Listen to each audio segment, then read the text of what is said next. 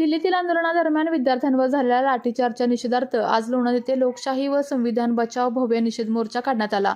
नगरपंचायत पटांगणातून सुरू झालेला हा मोर्चा शास्त्री चौक, गांधी चौक आणि लक्ष्मी रोडवरून फिरत पुन्हा पटांगणावर आला, जिथे पार पडलेल्या सभेत सामाजिक कार्यकर्ते सोनम वांगचुक आणि अभिजित दिपके यांच्या आंदोलनाला जाहीर पाठिंबा दर्शवण्यात आला। यावेळी माजी नगरसेवक हनुमंत शेळके, ॲडव्होकेट सरफराज बागवान यांच्यासह अनेक मान्यवर व नागरिक मोठ्या संख्येने उपस्थित होते।